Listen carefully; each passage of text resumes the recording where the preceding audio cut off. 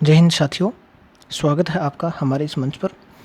देखो, हमने इतिहास की श्रृंखला शुरू कर रखी है और इसके अंदर हमने पिछले लेक्चर के अंदर मौर्य साम्राज्य और उसके जितने भी शासक थे, महत्वपूर्ण शासक थे, उनके बारे में पढ़ लिया था।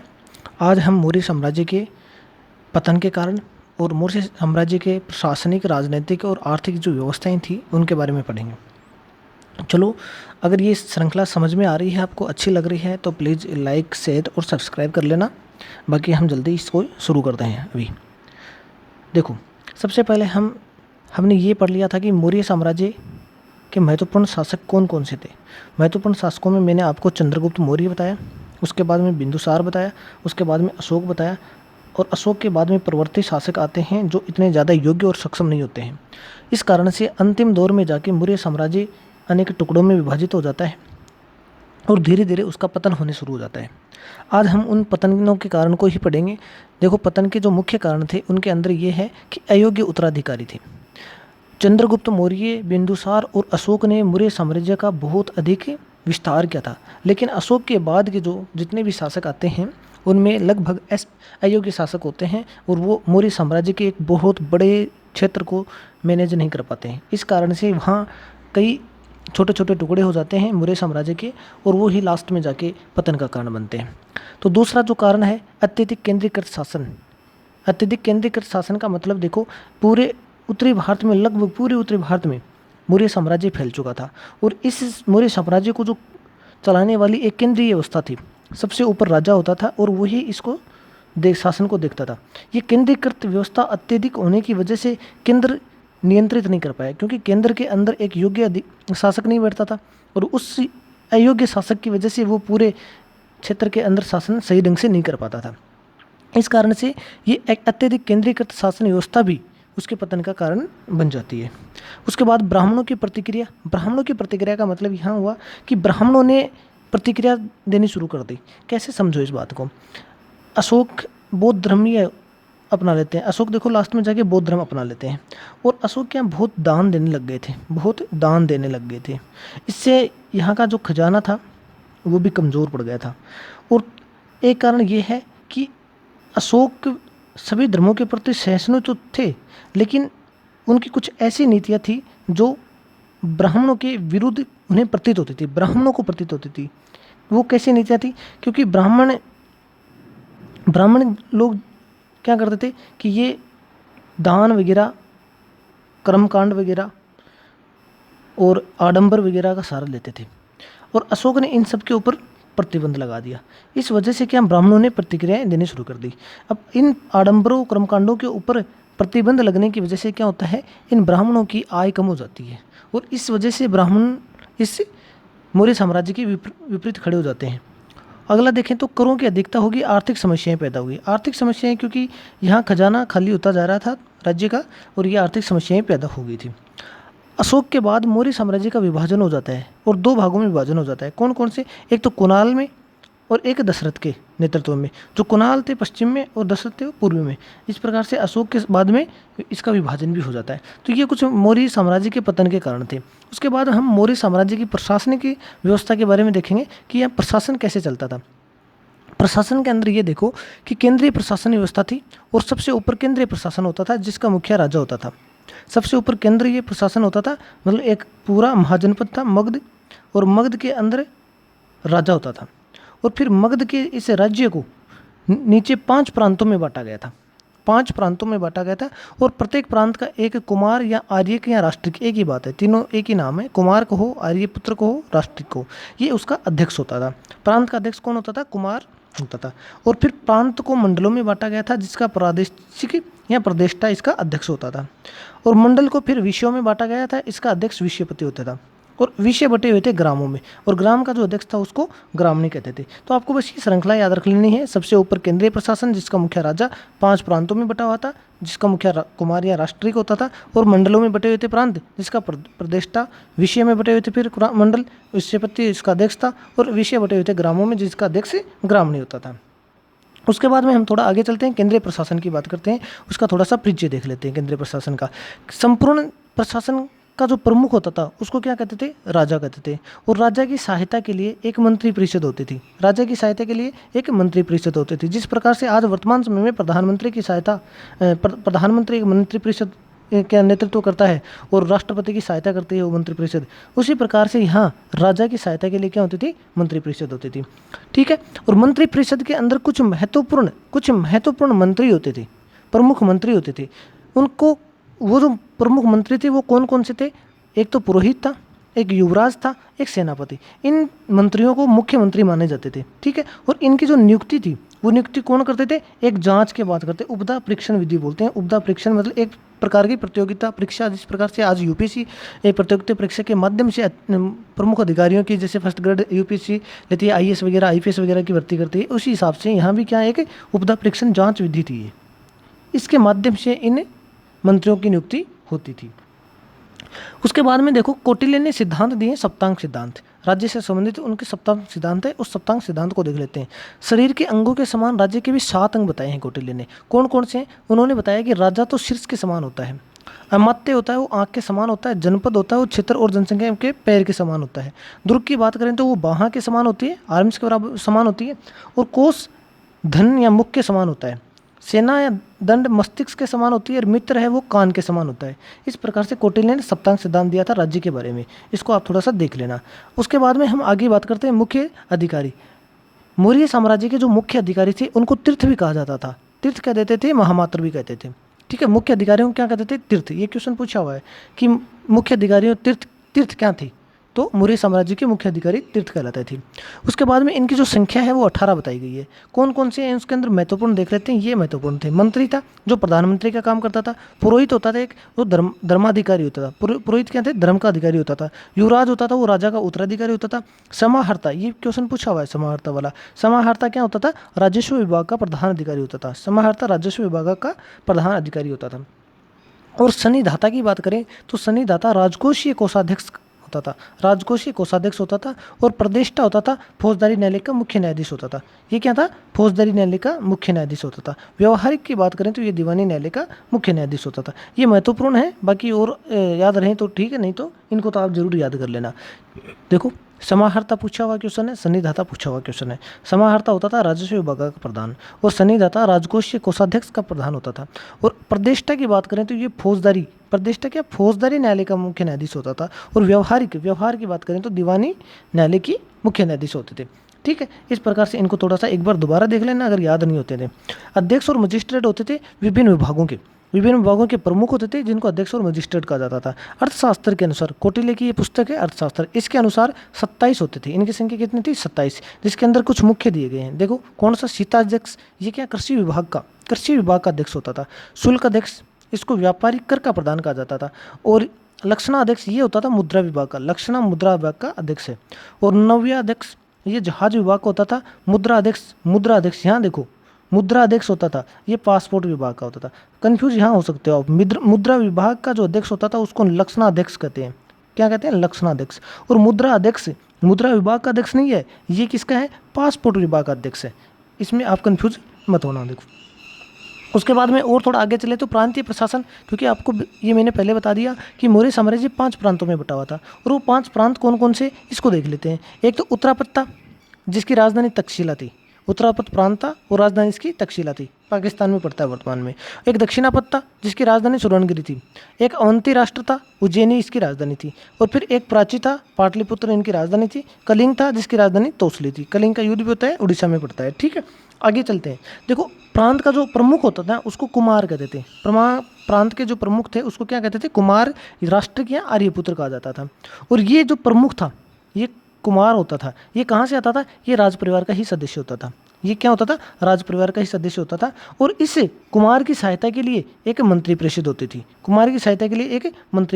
थी। और कुछ महत्वपूर्ण कुमार थे, मतलब कि प्रांतों के अध्यक्ष थे। वो हैं, एक तो अशोक थे, ये अवंती के थे। अवंती के। एक कुणाल थे, ये तक्षशिला के कुमार थे। कुणाल थे तक्षशिला के, और कुणाल अशोक के ही पुत्र थे। तो कई बार पूछ लेते हैं कि अशोक सम्राट बनने से पहले कहाँ का अध्यक्ष था, कहाँ का कुमार था, तो ये पूछ लेते हैं। तो ऐसे ध्यान रखना आपको, अवंती का था। ठीक है। और आगे चलते हैं। नगर प्रशासन की बात करें तो नगर प्रशासन की जानकारी हमें कहाँ से मिलती है? ये मैक्सथनीज की इंडिका से मिलती है। मैक्सथनीज एक राजदूत थे, किसके? सेल्यूकस निकेटर के थे और चंद्रगुप्त मौर्य के दरबार में आए थे। इन्होंने एक पुस्तक लिखी थी इंडिका, और इंडिका से हमें जानकारी मिलती है नगरीय प्रशासन के बारे में। ठीक है, नगर का जो प्रमुख होता था उसको एस्ट्रोनोमी बोलते थे, और नगर प्रशासन में 30 सदस्य होते थे, और इन 30 सदस्यों से 6 समितियां बनी हुई थी। 30 सदस्यों से मिलकर 6 समितियां बनी हुई थी, प्रत्येक समिति में 5 सदस्य हो गए। ठीक है, पहली जो समिति थी वो औद्योगिक और कलात्मक उत्पादन से संबंधित थी। ये समिति क्या करती थी? औद्योगिक और कलात्मक उत्पादन से संबंधित थी। दूसरी जो समिति थी वो विदेशी मामलों को देखती थी, विदेशियों के जो मामले थे उनको देखने वाली समिति थी एक। और एक जन्म मृत्यु का पंजीकरण करने वाली समिति थी, जन्म मृत्यु का पंजीकरण करने वाली अलग से समिति थी। व्यापार और वाणिज्य का विनिमय करने वाली भी एक समिति होती थी, व्यापार और वाणिज्य का विनिमय और माल के विनिर्माण पर नजर रखने वाली समिति होती थी, और एक कर वसूलने वाली समिति होती थी। इस प्रकार से आपकी ये 6 समिति हो गई। औद्योगिक और कलात्मक उत्पादन से संबंधित, विदेशियों के मामले देखने से संबंधित, जन्म और मृत्यु का पंजीकरण करने से संबंधित, व्यापार और वाणिज्य का विनिमय करने से संबंधित, माल के विनिर्माण पर नजर रखने से संबंधित, और कर वसूलने से संबंधित।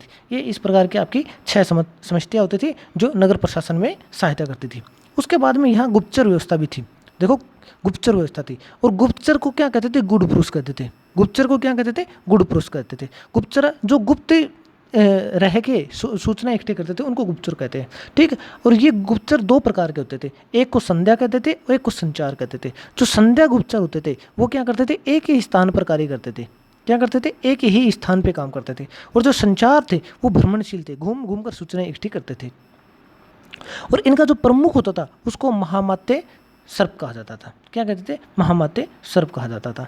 ठीक है, उसके बाद में हम थोड़ा सा और आगे चलते हैं, राजस्व व्यवस्था की बात कर लेते हैं। देखो, मौर्य साम्राज्य के अंदर जो आय का प्रमुख स्रोत था वो क्या था? भू राजस्व था। भू राजस्व से ही यहाँ आय आती थी। और भूमि के प्रकार थे सीता। सीता भूमि थी, उसको कहते थे जिसके ऊपर सरकारी अधिकार होता था। सरकार की भूमि को सीता कहते थे। और भाग होती थी जिसके ऊपर निजी अधिकार होता था, निजी अधिकार होता था। एक अदेव मात्रक था जो बिना वर्षा के अच्छी खेती होती थी जिस भूमि पर, उसको अदेव मात्रक भूमि कहा जाता था। आगे देखो, भूमि कर भी लगता था जिसका रेंज होता था 1/6 से 1/4 के बीच में। ये किसने बताया? कौटिल्य ने। 1/6 कौटिल्य ने, और 1/4 बताया है मैक्सथनीज ने। इसका मतलब इनके बीच में ही कर लगता था। भूमि कर कितना था? 1/6 या 1/4। ठीक है, उसके बाद में बिक्री कर की बात करें तो वो 10वां भाग होता था। बिक्री कर भी लगता था 10वें भाग के बराबर। अन्य कर भी लगते थे, जैसे रज्जु था, ये भूमि माप कर था। रज्जु क्या था? एक प्रकार का कर था जो भूमि माप पे लगता था। बलि भी एक कर था जो धार्मिक कर था। विविध एक कर था चारागाह पे लगने वाला। तो इनको ध्यान रखना आप, रज्जु, बलि, विविध, ये क्या थे? रज्जु था भूमि माप कर, बलि था धार्मिक कर, और विविध था चारागाह पे लगने वाला कर। अकाल के समय यहाँ राहत दी जाती थी, लोगों को अकाल के समय राहत दी जाती थी। ठीक है, यहाँ ये हो गई आपकी राजस्व व्यवस्था की बात। अब यहाँ सैन्य प्रशासन की बात करते हैं। मौर्य काल में सैन्य प्रशासन कैसा था? देखो, युद्ध क्षेत्र से सेना का नेतृत्व करने वाले जो अधिकारी होता था उसको क्या कहते थे? नायक। क्या कहते थे? नायक होते थे। और जास्टिन ने विवरण दिया है कि कुल सैनिक 6 लाख थे। मौर्य काल में कुल सैनिक 6 लाख थे। 50,000 अश्वारोही थे, 9,000 हाथी थे, 8,000 रथ थे, और लुटेरे की सेना भी थी। पश्चिमोत्तर भारत पर अधिकार कर रखा था। इन्होंने पश्चिमोत्तर भारत पे अधिकार कर रखा था। उसके बाद में प्लिनी ने भी अपना विवरण दिया है। प्लिनी ने कहा है कि 6 लाख पैदल सैनिक थे, 30,000 घुड़सवार थे, 9,000 हाथी थे। कुछ ज़्यादा ये डाटा कोई खास काम का नहीं है, याद रहे तो ठीक है, ना रहे तो कोई दिक्कत नहीं है। सबसे जो बड़ा सेना अधिकारी था उसको क्या कहते थे? सेनापति कहते थे। सबसे बड़े सेना अधिकारी को क्या कहते थे? सेनापति कहते थे। और मैक्सथनीज की इंडिका है। देखो, मैक्सथनीज के अनुसार सेना का रख रखाव 6 समितियाँ करती थी। मैक्सथनीज कहा कि सेना का रख रखाव करने वाले लिए 6 समितियाँ थी, और प्रत्येक समिति में 5 सदस्य होते थे। वहाँ नगरीय प्रशासन के लिए 6 समितियाँ थी, 30 सदस्यों वाली, 5-5 सदस्य प्रत्येक में थे। और यहाँ देखो, मैक्सथनीज ने कहा कि सेना के रख रखाव के लिए 6 समितियाँ थी, वो अलग बताई गई है नगरीय प्रशासन के लिए, और ये बताई गई है सेना के रख रखाव के लिए। ठीक है, इनमें जो पहली समिति थी वो क्या करती थी? जल सेना की व्यवस्था करती थी। क्या करती थी? जल सेना की व्यवस्था करती थी। दूसरी सामग्री, यातायात और रसद की व्यवस्था करती थी। तीसरी जो थी वो करती थी पैदल सैनिकों की व्यवस्था करती थी। ठीक है, चौथी समिति करती थी अश्वारोही सेना की व्यवस्था करती थी। 5वीं समिति गज सेना की व्यवस्था करती थी, और 6ठी समिति रथ सेना की व्यवस्था करती थी। तो अगर आपको ये वैसे ना ध्यान रहे तो ऐसे देखना, जल सेना थी यहाँ पे, ठीक है, पैदल सेना थी यहाँ पे, अश्वारोही सेना थी यहाँ पे, गज सेना थी, हाथियों की सेना थी, और रथ सेना थी। ठीक है, अश्वारोही सेना, घुड़सवार जो घुड़सवार होते हैं वो, गज सेना जो हाथियों पे चलते थे सैनिक वो, रथ सेना जो रथों पे चलते थे वो, और जल सेना जो जल सेना आप जानते हैं नेवी, जैसे अभी वर्तमान में नेवी है, ठीक है। और ये 5 समितियाँ तो आपको याद होगी, जल सेना से संबंधित, पैदल सेना से संबंधित, अश्वारोही सेना से संबंधित, गज सेना से संबंधित और रथ सेना से संबंधित। अब बच गई बात है सामग्री की, रसद व्यवस्था, सेना के लिए रसद व्यवस्था भी करनी पड़ेगी, उसके लिए एक ये थी दूसरी समिति जो क्या करती थी, सामग्री यातायात और रसद की व्यवस्था करती थी, ठीक है। अन्य अधिकारी होते थे कुछ यहाँ, उनको क्या कहते, जैसे कौन से थे, आयुराध्य था और नवाध्यक्ष था, जल सेना का अध्यक्ष नवाध्यक्ष, ठीक है। आगे चलते हैं थोड़ा सा और न्याय प्रशासन की बात करते हैं। न्याय प्रशासन के अंदर देखते हैं मौर्य काल के अंदर न्याय प्रशासन कैसी थी। सर्वोच्च न्यायालय था, जिसको सर्वोच्च न्यायालय था, यहाँ सर्वोच्च न्यायालय का जो अध्यक्ष था मतलब राजा था, राजा करता था सर्वोच्च न्याय। और जनपद न्यायालय भी होता था जिसके अंदर राजूक होते थे। यहाँ कौन होता था, न्यायाधीश राजूक होता था, अशोक द्वारा शुरू किए गए थे। ग्राम न्यायालय था, ग्रामणी के अधीन था ये। और उसके बाद कठोर न्याय और दंड व्यवस्था थी, यहाँ की जो न्याय व्यवस्था थी वो कठोर थी और दंड भी दिया जाता था। कौटिल्य के अनुसार मेस्त धर्मस्थीय क्या थे, दीवानी न्याय से संबंधित थे, ठीक है।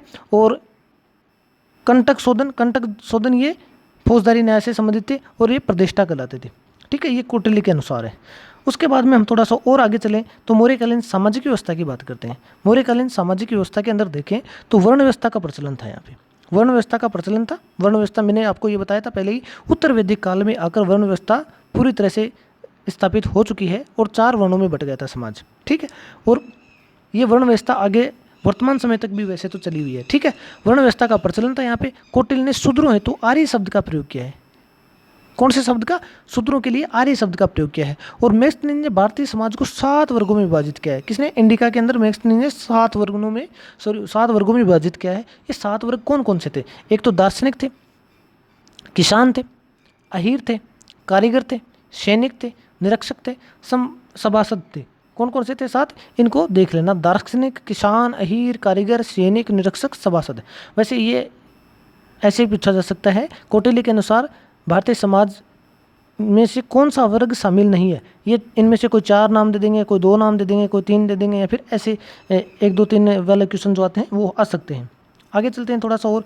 स्त्रियों को पुनर्विवाह, विधवा विवाह और नियोग प्रथा के अधिकार थे। यहाँ देखो, स्त्रियों को पुनर्विवाह का अधिकार था, पुनर्विवाह कर सकती थी, विधवा होने के बाद विवाह कर सकती थी स्त्री। नियोग प्रथा का अधिकार था, नियोग प्रथा मतलब पति की मृत्यु के बाद में देवर के साथ विवाह करना, ये नियोग प्रथा थी, ठीक है। इसका भी अधिकार होता था स्त्रियों को। गणिका, वेश्या को गणिका कहा जाता था। और स्वतंत्र रूप से वेश्यावृत्ति करने वाली स्त्रियों को रूपाजीवा कहते थे। क्या कहते थे, रूपाजीवा। शिक्षा का केंद्र उस समय तक्षशिला था।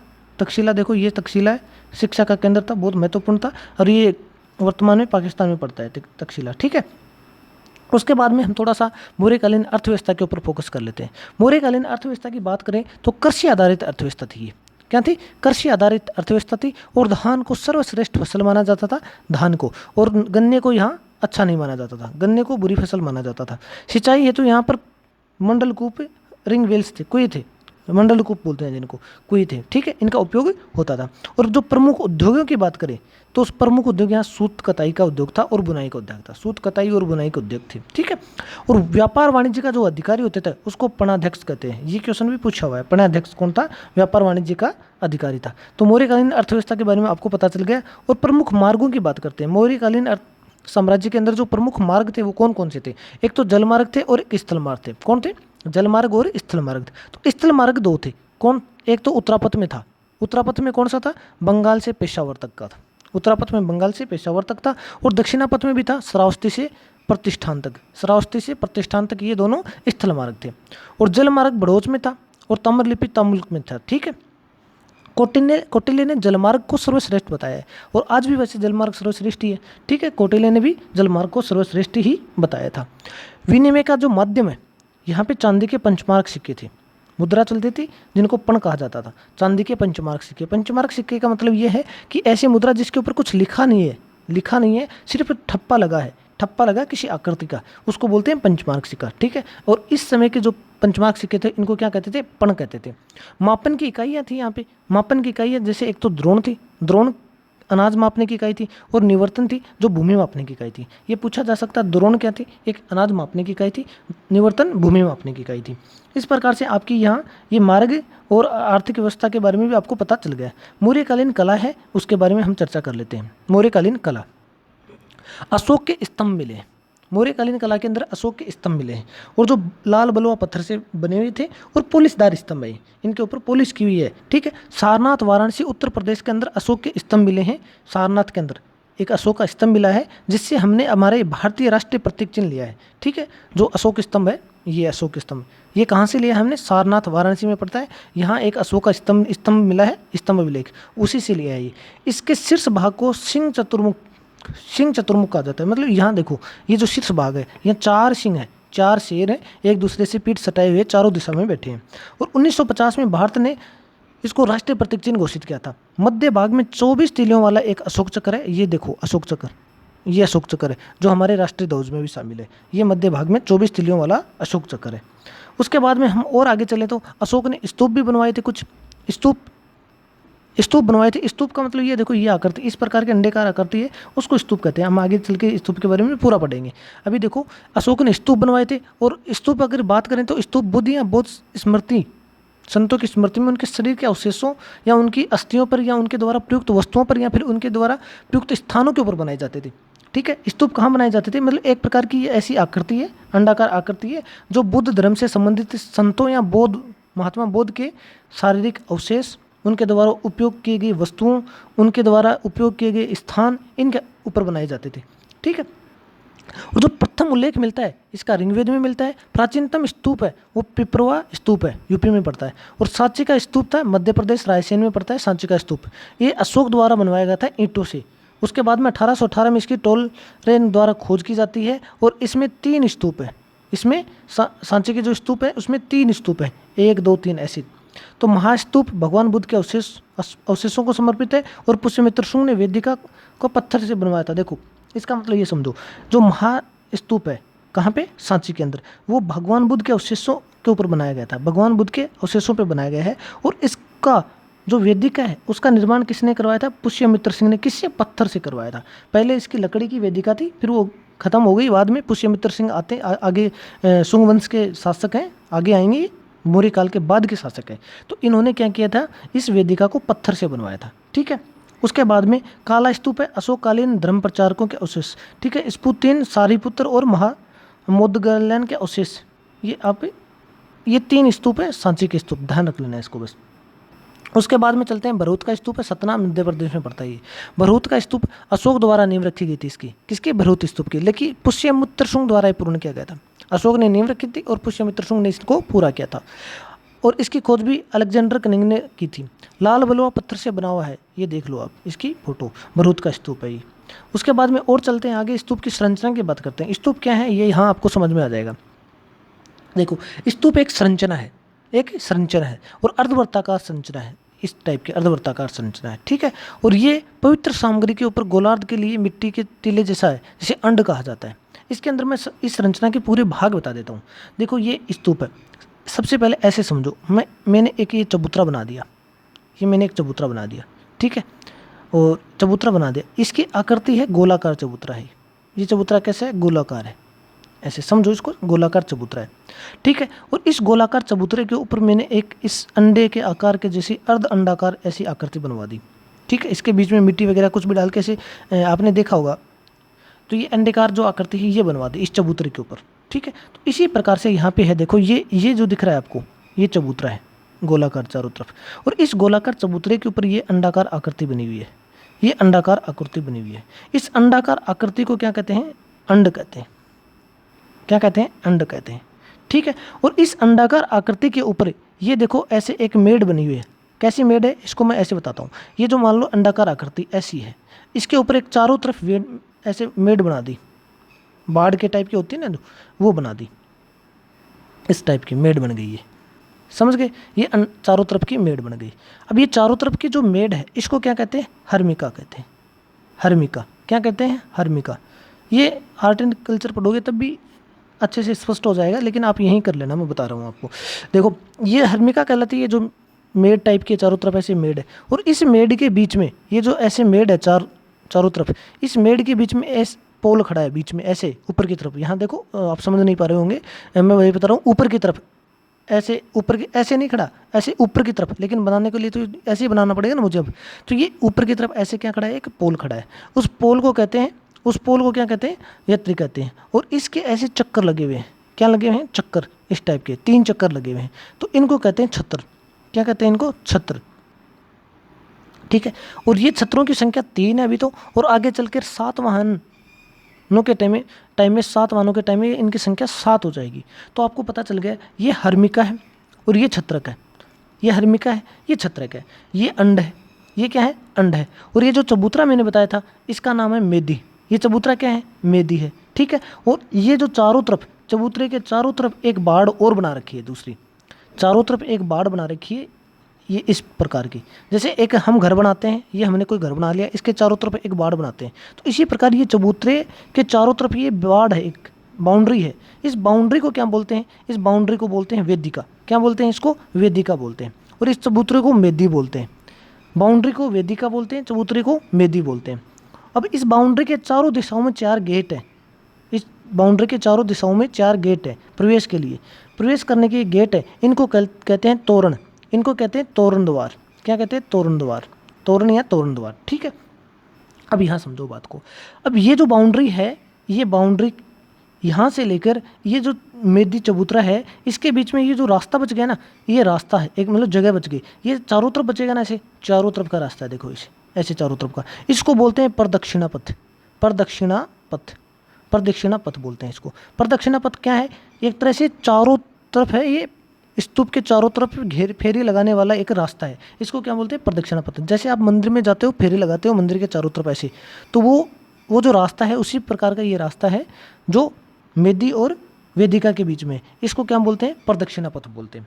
ठीक है, अब यहाँ इनके मतलब समझ लो आप थोड़े से, ये इसमें देख लो एक बार। अंड के ऊपर छज्जे जैसी संरचना होती है, जिसे हर्मिका कहते हैं, मैंने बता दिया ये हर्मिका है। हर्मिका से एक मस्तूल निकलता है जिसे यष्टि कहते हैं, ये देखो ऊपर की तरफ जो पोल निकला यष्टि कहते हैं। यष्टि पर 3 छतरियाँ लगी हैं, इस यष्टि पे 3 छतरियाँ ऐसे लगी हैं। ठीक है, छतरियाँ उपरोक्त संरचना के चारों तरफ घूमने के लिए प्रदक्षिणा पथ है, ये प्रदक्षिणा पथ है। ठीक है, इस संपूर्ण संरचना के चारों ओर एक वेदिका होती है, जैसे ये वेदिका चारों ओर, जहाँ पे तोरण प्रवेश द्वार बनाए जाते हैं, 4 तोरण द्वार बने हुए हैं। ठीक है, ये आपकी यहाँ होगी। और थोड़ा सा और आगे चलते हैं, तो इनका अर्थ क्या है, प्रत्येक अंग का अर्थ क्या है, जो स्तूप के प्रत्येक भाग का अर्थ क्या है वो देख लेते हैं। जो तोरण या प्रवेश द्वार है उसका क्या प्रतीक है, वो स्तूप चारों ओर 4 प्रवेश द्वार बने हुए हैं जो चारों दिशाओं के प्रतीक है। ये क्या है, चारों दिशाओं में बुद्ध के संदेश फैलाने के प्रतीक है। तोरण द्वार किसके प्रतीक है, चारों दिशाओं में बुद्ध के संदेशों को फैलाने के प्रतीक है।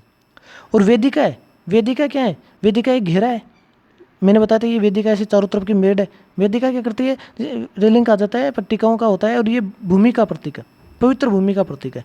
इसके देखो मेदिका के और ये अंडाकार आकृति जिसको मेदी बोला था, इसके बीच जो ये रास्ता था, ये पवित्र भूमि का प्रतीक है। और ये पवित्र स्थल को सामान्य दुनिया से अलग करती है, और ये जो बाहर बच गई वो सामान्य दुनिया है, इससे अलग करने वाली कौन है, वेदिका है।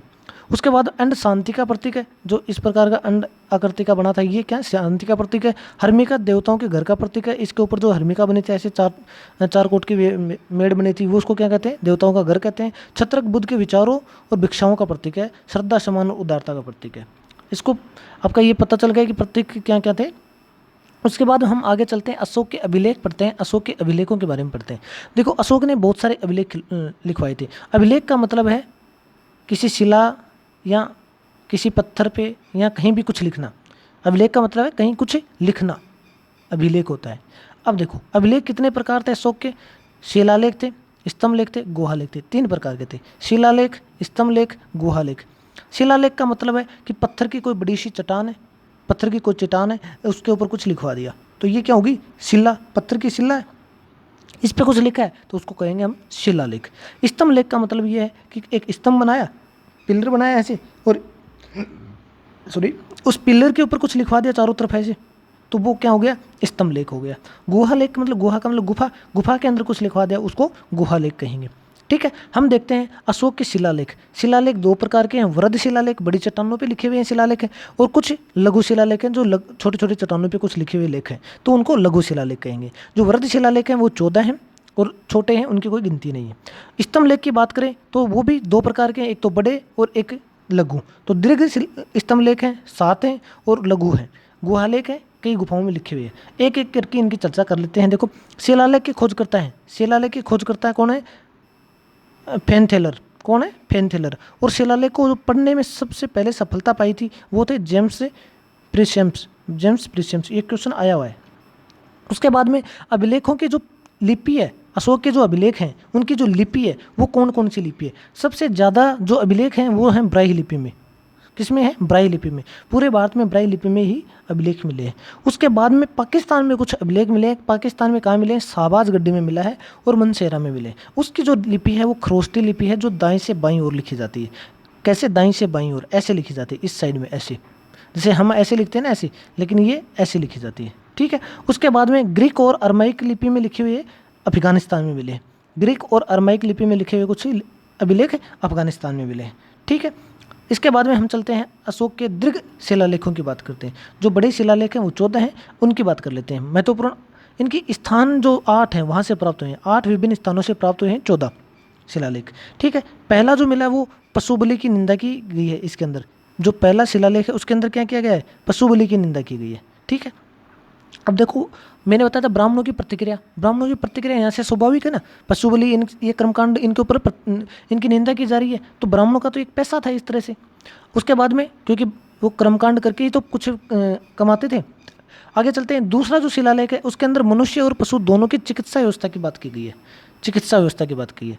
तीसरे जो शिलालेख के अंदर क्या बात की गई है? तीसरे में इसमें राजकीय अधिकारियों को यह आदेश दिया गया था कि वे हर 5वें वर्ष के उपरांत दौरे पे जाएं। और अब इनमें कुछ धार्मिक नियमों को भी उल्लेख किया गया है। ठीक है। धार्मिक नियम भी है और ये आदेश दिया गया है कि वो हर 5वें वर्ष के ऊपर दौरे पे जाएं और निरीक्षण करके आएँ। चौथा जो शिलालेख उसके अंदर क्या है? इसमें भेरी घोष की जगह धम्म घोष की नीति अपनाने की बात कही है। मैंने कल धम्म घोष बता दिया था कि धम्म एक नैतिक नियमों की संहिता है। अशोक का धम्म है वो नैतिक नियमों की संहिता है। अशोक ने युद्ध की नीति ताप के भेरी घोष का मतलब युद्ध की नीति को त्याग कर धम्म घोष की नीति अपना ली थी कलिंग युद्ध के बाद में। और 5वां जो शिलालेख है उसके अंदर धर्म महामात्रों की नियुक्ति की जानकारी मिलती है। 6ठे के अंदर इसमें आत्म नियंत्रण की शिक्षा दी गई है, आत्म नियंत्रण की। 7वें 8 के अंदर अशोक की तीर्थ यात्राओं का उल्लेख किया गया है। क्या है इसमें? अशोक की तीर्थ यात्राओं का उल्लेख किया गया है। और जो 9वां शिलालेख है उसके अंदर इसमें सच्ची भेंट और सच्चे शिष्टाचार का उल्लेख है। क्या है? सच्चे शिष्टाचार का उल्लेख है। 10वें के अंदर अशोक ने आदेश दिया है कि राजा उच्च अधिकारी हमेशा प्रजा के हित में सोचे। 11वें में ये बात कही गई है कि धर्म की व्याख्या की गई है, धर्म की व्याख्या की गई है। 12वें के अंदर इसमें स्त्री महामात्रों की नियुक्ति की, तो सभी प्रकार के विचारों के सम्मान की बात कही गई है। 13वें के अंदर कलिंग युद्ध का वर्णन दिया गया है और अशोक के हृदय परिवर्तन की बात कही गई है। इसमें 5 यौन राजाओं के नामों का भी उल्लेख किया गया है जिसमें उसने धर्म प्रचार के लिए भेजा था। 14वें शिलालेख के अंदर अशोक ने जनता को धार्मिक जीवन बिताने के लिए प्रेरित किया था। ठीक है।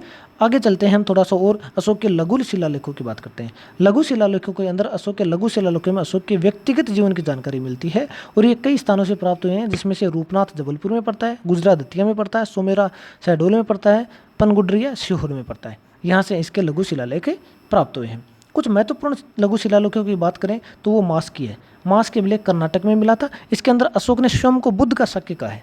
क्या कहा है? स्वयं को बुद्ध का शाक्य कहता है। और इसी अभिलेख में अशोक उसका नाम अशोक मिलता है, अशोक का नाम अशोक मिलता है। और ये क्वेश्चन पूछा हुआ है कि किस अभिलेख में अशोक का नाम अशोक है, तो वो कर्नाटक के मास के अभिलेख में मिलता है। ठीक है।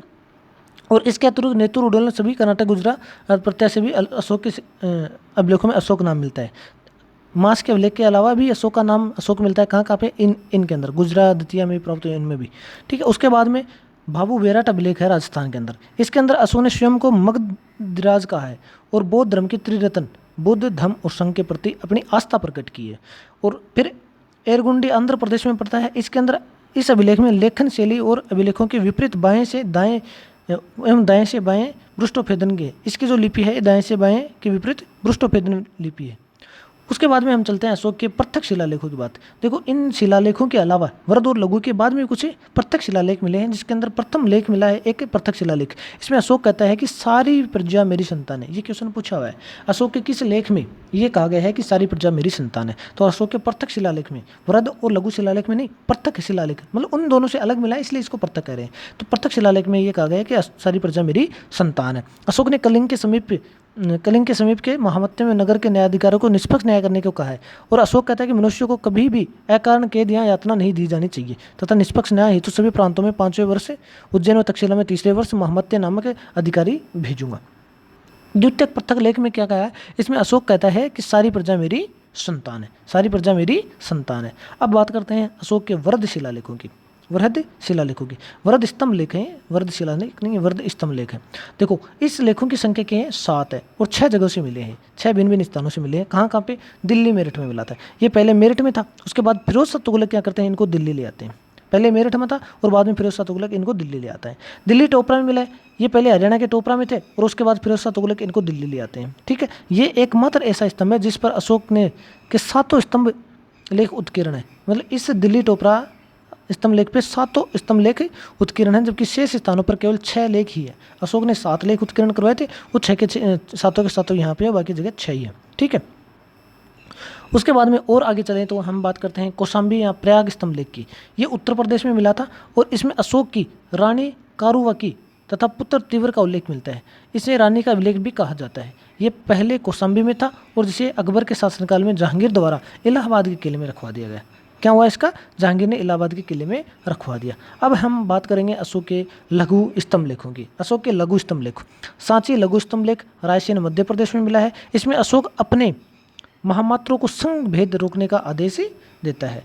और फिर दूसरा है रुमनेदेई स्तंभ लेख है, नेपाल में मिला है। इसमें अभिलेख में पता चलता है कि अशोक अपने राज्याभिषेक के 20वें वर्ष में रुमनेई लुम्बिनी आया और वहाँ धार्मिक कर बलि को समाप्त करके गया था। ठीक है, मतलब समाप्त कर दिया तथा भाग कर लिया जाता था उसको 1/8 कर दिया गया।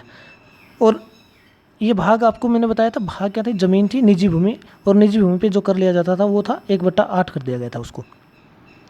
निगाली सागर स्तंभ लेख नेपाल में मिलता है। इस अभिलेख से पता चलता है कि अशोक अपने राज्याभिषेक के 12वें वर्ष में निगाली सागर आया था और यहाँ कनक मुनि के स्तूप का संवर्धन किया, कनक मुनि के स्तूप का संवर्धन किया था। उसके बाद में हमारा यहाँ कंप्लीट होता है अशोक का ये सारे अभिलेख, महत्वपूर्ण जो अभिलेख थे वो कंप्लीट हो गए हैं और मौर्य साम्राज्य भी हमारे यहाँ पे कंप्लीट हो जाता है। हमने मौर्य साम्राज्य के बारे में पूरी जानकारी प्राप्त कर ली है और ये जो सीरीज़ है ना आपके एग्जाम के पॉइंट ऑफ व्यू से बहुत महत्वपूर्ण है, स्पेशली यूपीएससी पीटी के लिए, क्योंकि एंशिएंट और मिडाइवल हिस्ट्री के अंदर अब बहुत ज़्यादा क्वेश्चन आने लग गए हैं। पहले इतना क्वेश्चन नहीं आते थे पीटी में और पिछले 2 साल से आप देख रहे हैं बहुत क्वेश्चन आ रहे हैं। तो यूपीएससी पीटी के लिए बहुत महत्वपूर्ण है ये जो तथ्य दिए हैं, आप इनको 2-3 बार वीडियो देखकर अच्छी तरह से क्लियर कर सकते हो।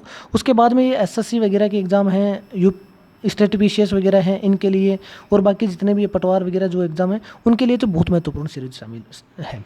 और ये डिज़ाइन स्पेशली यूपीएससी पीटी और स्टेट पीसीएस के लिए की गई है। बाकी ये इतने तथ्य हैं कि वनडे एग्जामों में तो बहुत ही काम के होंगे। तो अगर ये श्रृंखला आपको समझ में आ रही है, पसंद आ रही है, तो कृपया इसको शेयर कर देना, लाइक कर देना और सब्सक्राइब कर देना। और कोई अगर आपका क्वेश्चन छूट जाता है, कुछ बचती है, कोई क्यूरी रहती है, तो कमेंट करके आप हमें बता सकते हो, बिल्कुल बता सकते हो। हम आपका उत्तर देने के लिए बिल्कुल प्रयास करेंगे। धन्यवाद।